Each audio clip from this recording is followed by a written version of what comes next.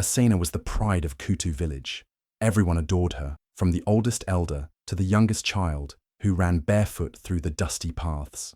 She had a voice like flowing honey and eyes that sparkled like morning dew. She was not just beautiful, she was gentle, respectful, and full of love for everyone she met. She helped elders carry firewood, treated strangers like family, and listened to her mother's herbal teachings with patience and care. Even those who didn't know her well spoke her name with admiration. Her father, though poor, was known for crafting the strongest, most beautiful baskets in the land. Her mother, though no longer practicing, had once healed many in the village with her deep knowledge of roots and leaves. Asena was a blend of both parents, strong, wise, and deeply rooted in tradition. It was no surprise that when Obero, the chief's eldest son, returned from the city to choose a wife, he laid eyes on Asena and said, "She is the one." Their courtship was like a dream. Obero brought gifts of silk, beads, and rare oils. He danced for her under the moonlight and promised her a life of comfort and protection. The village rejoiced. Women ululated with joy, men slaughtered goats, and the air was filled with drums, laughter, and celebration. People whispered that Asena was now more than a daughter of a basket weaver. She was going to be a queen in her own right. Everyone believed this was a fairy tale come to life, but not everything glittered like it seemed. Unseen by the crowd, a pair of bitter eyes watched from the shadows. Eyes that once held the same dreams Asena now lived. While everyone clapped for joy, someone was clenching their fists. There were secrets no one dared speak about, secrets hidden behind the palace gates, secrets that would soon unravel everything Asena thought she knew. In the quiet of her heart, Asena felt something strange the night before her wedding. A cold breeze passed through her room, even though the windows were shut. Her mother looked at her long and hard that evening and said, "Not every crown brings peace, my daughter. Wear yours with courage." Asena smiled, brushing it off, not knowing those words would become her anchor in the days to come. For while the village saw her as the blessed bride of Kutu, fate had written a different story in the stars, one of betrayal, jealousy, and silent suffering, and it was only just beginning. Asena stepped into her new home with a heart full of hope, unaware that her dream was built on a lie. She believed she was the first and only wife of Obero, the man who promised her love and loyalty. But behind the grand compound's walls, whispers floated like smoke, whispers about another woman, one who had lived in that house long before her. Her name was Kemba. Years ago, Kemba had married Obero, with similar joy, similar dreams. But when the years passed and no child came from her womb, the smiles turned into sighs, the love turned into silence. Slowly, she was pushed out, sent away quietly to her parents' home without divorce, without closure, just gone, hidden like a shameful secret. When Kemba heard Obero was marrying again, her heart broke all over again. She returned to the village, not as a wife, not even as a guest, but as a storm. No one welcomed her, no one sang for her. They were too busy praising Asena, the beautiful, graceful new bride. The same villagers who once danced at her wedding now looked past her as if she were invisible. Kemba stood in the shadows, watching Asena smile, watching her laugh, watching her take the place she once held, and something deep inside her snapped. She was no longer the soft-spoken wife. She had come back wounded, and her pain had turned into something darker. Every clap for Asena sounded like a slap to her face. Every compliment for the new bride felt like a dagger to her heart. No one asked where she had gone. No one asked how she was doing. Asena, innocent and unaware, had unknowingly walked into Kemba's battlefield. The pain twisted into jealousy, and that jealousy began to bloom into hatred. Kemba whispered to herself, "They all forgot me, but I will not let her forget me. If I can't have happiness in this house, neither will she." The fire in her heart grew stronger each day, and slowly she started to plot. She didn't scream, she didn't shout, she simply waited. She moved like a shadow, quiet and unnoticed, but watching everything. Every smile Asena shared with Obero, every kind word she spoke to the servants, every warm meal she cooked, and deep down, Kemba made a vow that changed everything. Asena would suffer the way she had, and worse, because to Kemba, this was no longer just about love, it was about revenge. Asena, blissfully unaware, kept trying to win the love of her husband and his family, not knowing that her biggest enemy was already living under the same roof, wearing a mask of silence and pain. Kemba's heart had turned cold, and her envy burned like fire. Every day she saw Asena glowing with joy. It fed the storm inside her. She could no longer stand the sight of the woman who had replaced her so easily. She needed a way to make Asena suffer, not loudly, not publicly, but silently, slowly, so no one would suspect a thing. That's when she remembered the one place villagers feared to speak of, the dark, cursed corners of Mbutu forest. It was said that no birds sang in that part of the forest. The trees whispered secrets, and shadows moved even when the wind stood still. That's where Nyoka lived, a woman shunned by all, known for her knowledge of herbs too dangerous for healing. Some said she once poisoned a whole household with a smile. Others claimed she could bend a man's will with a single drop of her potion. But Kemba didn't care about the stories. She wanted results. One evening, when the sky turned red and the wind was still, Kemba entered the forest, clutching a bag of silver coins tightly. Her feet were trembling, but her heart was firm. She reached Nyoka's hut, a crooked, leaning shelter made of bones, dried vines, and broken dreams. The air was thick with the smell of decay and burnt herbs. Inside, Nyoka sat cross-legged, her eyes like two dark pits, her smile wide and chilling.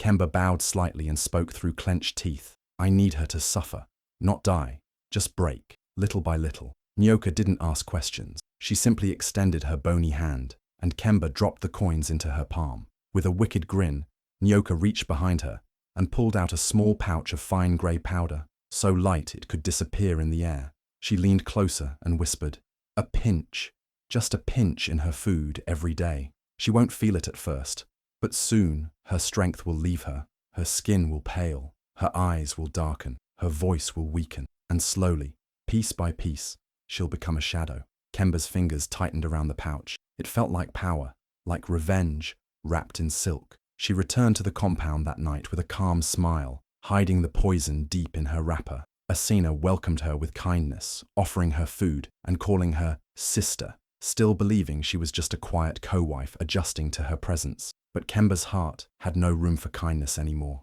The plan had begun, and from that night on, Asena's meals tasted a little different, not to her tongue, but to her body.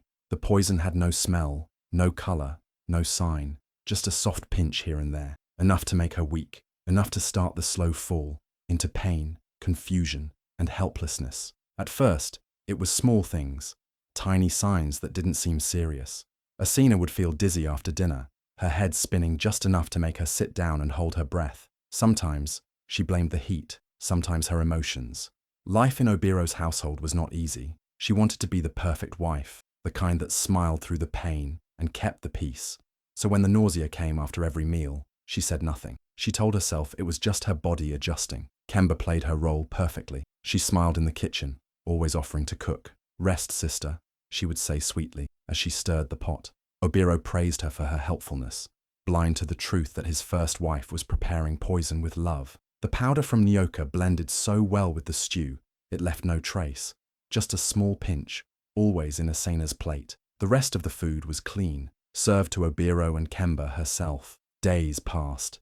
Asena's body began to betray her. Her legs felt weak, her skin lost its glow. She started trembling without reason, but she still got up every morning to sweep the compound, to cook when she could, to sit beside her husband in silence, even when her heart ached. She was raised to endure, to be strong, but strength was no match for slow poison. Then came the day she vomited blood. It came suddenly, staining her wrapper and the floor. Her eyes widened in horror.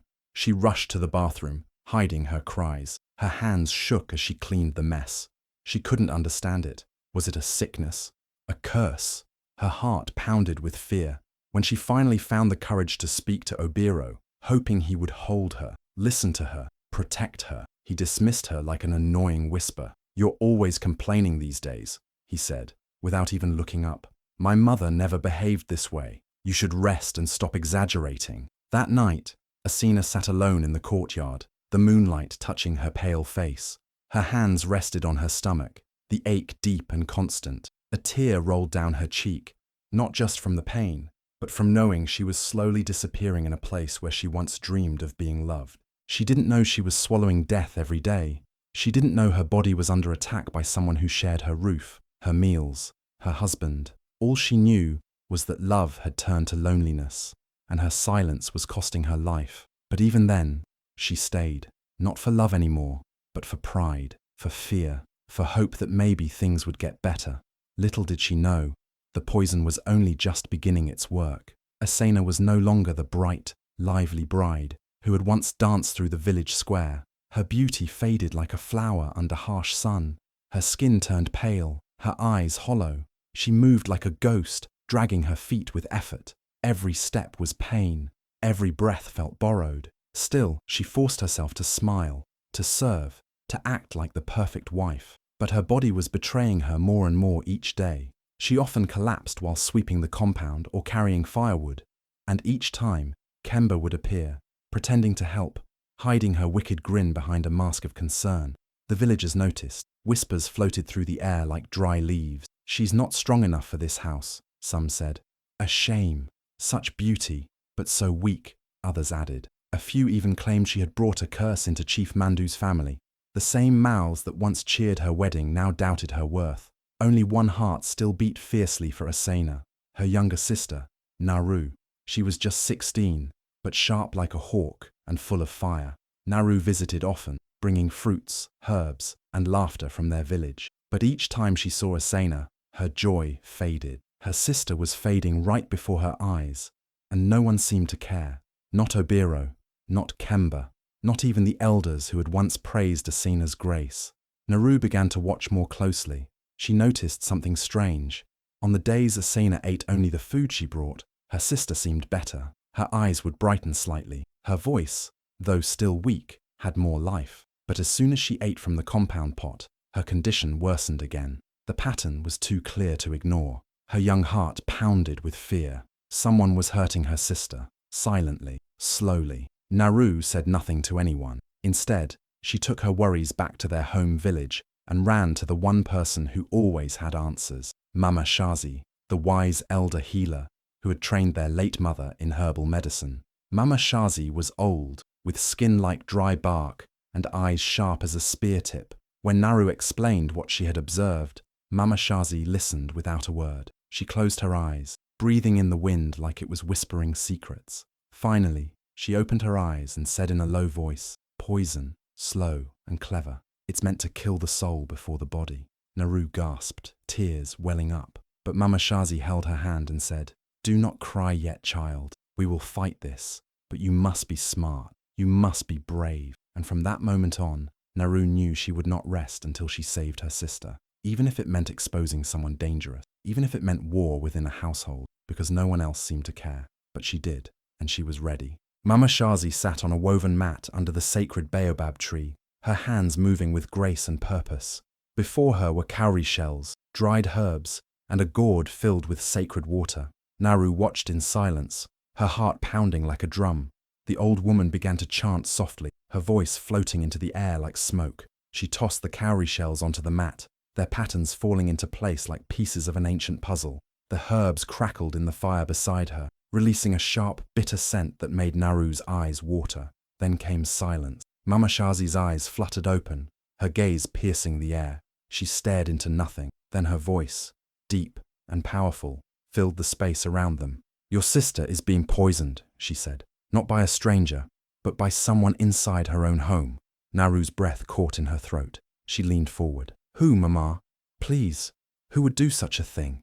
The wind shifted, rustling the leaves above them. Mama Shazi closed her eyes again. "The other woman," she said slowly. "The one who shares her husband. The one whose heart is bitter. Her envy burns hotter than fire. She is the hand that feeds your sister death." Naru's eyes widened.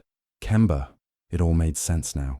The strange looks, the fake concern, the way Kemba always insisted on cooking. Naru's fists clenched. Her sister had been suffering for weeks, and the poisoner was right beside her, pretending, smiling, waiting for her to die. But Mama Shazi held up a hand. "Do not rush. Rage without wisdom only feeds the darkness. If you act blindly, you will fail." Naru nodded slowly. "Then what do I do, Mama?" Mama Shazi's lips curled into a knowing smile. She leaned closer and whispered a plan, one that involved the spirits, a hidden charm, and a simple meal. A plan to draw the truth out like poison from a wound. It would take courage. It would take patience. But if done right, the truth would be revealed not just to Naru, but to the entire household. Let the spirits expose the one who walks with death in her heart, Mama Shazi said. And may your sister rise again. With new strength in her heart, Naru stood. She bowed deeply to Mama Shazi, thanked her, and took the sacred charm she was given. The journey ahead would not be easy, but she had no choice. She would return to that compound not as a visitor, but as a warrior in disguise. And this time, Kemba would not see her coming. The courtyard was quiet that afternoon, the kind of stillness that made the wind sound like whispers of ancestors. Naru had spent the entire morning preparing the meal herself, 2 bowls of okra stew, cooked with care. But there was something different this time, something Kemba would never notice. A sacred powder from Mama Shazi, invisible to the eye, but powerful enough to draw out hidden evil. If any poison touched it, it would react instantly and reveal the truth. Naru placed both bowls on the tray, hands steady, heart racing. She served Asena first. The frail woman smiled weakly and began to eat, unaware of what was at stake. Then she handed the second bowl to Kemba, who sat across from her, wearing that usual mask of false concern. Kemba scooped a bite into her mouth, chewed, and swallowed. Just seconds passed. Then came the scream, a high-pitched, desperate cry that made birds scatter from the nearby trees. Kemba clutched her throat, eyes bulging, her face contorting in pain. She dropped to the floor, rolling and kicking, foam bubbling from her mouth. Her tongue turned a deep blue, and villagers rushed from every direction, shouting in panic. Obiro came running, pushing past people to reach her. "What's happening? Kemba, what is this?" he cried, kneeling beside her. But Naru stepped forward, firm and fearless. "Let her speak. Let the spirits take their truth." The crowd watched in stunned silence. Kemba's writhing slowed as the pain overtook her. Between sobs and gasps, her voice cracked through the silence. "Yes, I did it," she wailed. "I couldn't stand watching her take what was once mine." The words echoed like thunder.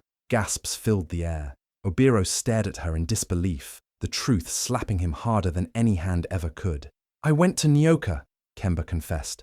"I told her to make Asena weak. I just wanted her to leave, not die. I swear." Asena sat frozen, her spoon trembling in her hand. Her heart broke a little more with each word, not just from the betrayal, but from the weight of everything she had endured for the sake of love. Obiro looked from Kemba to Asena, shame washing over his face. He had ignored the signs, dismissed her cries. He had let this happen under his own roof, and now the truth lay bare before the entire village. Kemba's fate was sealed, but so was Asena's. This was no longer just about a broken marriage. It was a story of pain, resilience, and survival. And though her body was weak, her spirit had never burned brighter. The sun had barely risen when the rumors started flying through Kutu village, like dry leaves in the Harmattan wind. Everyone had heard the screams. Everyone had seen the way Kemba fell, the way her mouth spilled both foam and confession.